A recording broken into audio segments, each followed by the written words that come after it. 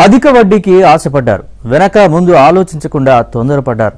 జనం బలహీనతను పసిగట్టిన ఆ కేటుగాడు తమది కానిది తమదే అన్నట్టుగా బురిడి కొట్టించాడు. ఆ ఉచ్చులో పడ్డ అమాయకులు ఇప్పుడు విలువెల్లాడుతున్నారు.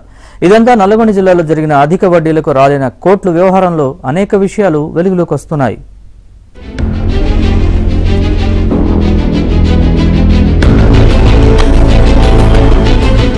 నల్గొండ జిల్లా పలుగుతండాలో అధిక వడ్డీ ఆశ చూపి బుట్టలో వేసుకుని కోట్లు వసూలు చేసిన రామావత్ బాలాజీ నాయక్ ఇప్పటికే అరెస్ట్ అయి జైల్లో ఉన్నాడు.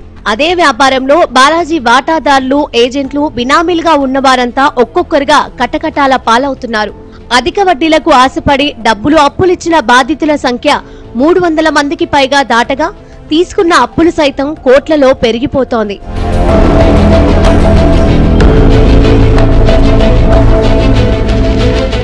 సుమారు 1000 కోట్లకు పైగా వడ్డీ వ్యాపారం జరిగిందన్న ప్రచారం వాస్తవాలకు దగ్గరవుతుంది. మొదట బాలాజీ అరెస్టు కాగా అతని తండ్రి, ఏజెంట్లు, బినామీలు, అనుచరుల అరెస్టుల పర్వం కొనసాగుతోంది.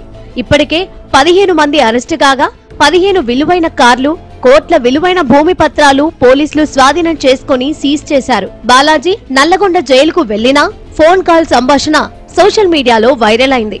ప్రభుత్వ నిబంధనల ప్రకారం జైల్లో రికార్డుతో కూడిన ఫోన్ సౌకర్యం ఉన్నప్పటికీ బాలాజీ బాధితుల నుంచి బయటపడేందుకు అవతలి వ్యక్తి ఆ ఫోన్ రికార్డు చేయడంతో పలు విషయాలు వెలుగులోకి వచ్చాయి.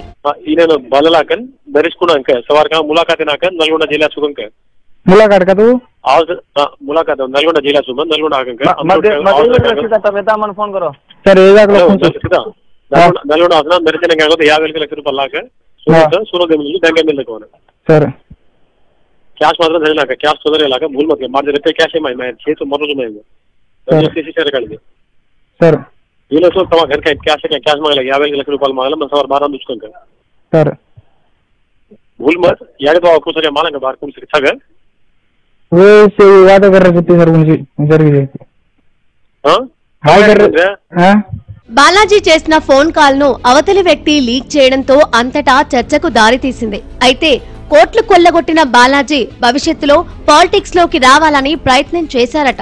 అయితే కోట్ల రూపాయల్లో దందా ఉన్నా ఈ వ్యవహారంలో వందలాది మంది బాధితులు ఉన్నారని తెలిసినా బాలాజీని కాపాడేందుకు కొందరు ప్రయత్నం చేశారు. పరుల సొమ్ము పాము వంటిది అయినా నల్లగొండ జిల్లాకు చెందిన కొందరు నేతలు అలాంటి సొమ్ముతో గతంలోనూ ప్రస్తుతము లబ్ధి పొందారట. కొందరు సీనియర్ నేతలు ఎవరికి వారే 2 నెలల క్రితమే బేరసారాలు కుదుర్చుకున్నట్లు ప్రచారం.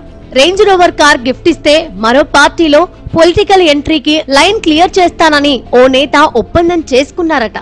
ఆ పైరవీల ఒప్పందంలో భాగంగా మొదట్లో అందరూ గుట్టుచప్పుడు కాకుండా లోలోపల సహకరించారు. అయితే ఈ వ్యవహారం ఓ వ్యక్తి ప్రాణం పోయే పరిస్థితికి రావడంతో చట్టం తన పని తాను చేసుకుపోతోంది.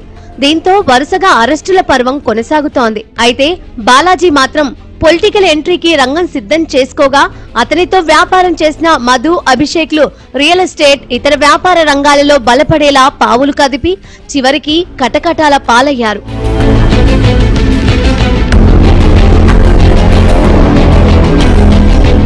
ప్రస్తుతానికి బాధితుల సంఖ్య రోజు రోజుకి పెరుగుతున్నా జరిగిన లావాదేవీల వ్యవహారంలో పీడీ యాక్ట్ లాంటి చట్టాలను ప్రయోగించే అవకాశం లేకపోలేదు. అదే క్రమంలో తమ వ్యవహారం బయటపడకుండా ఉండేందుకు అలా చేయడమే కరెక్ట్ అనే భావనల్లో కొందరు ఉన్నట్లు ప్రచారం జరుగుతోంది.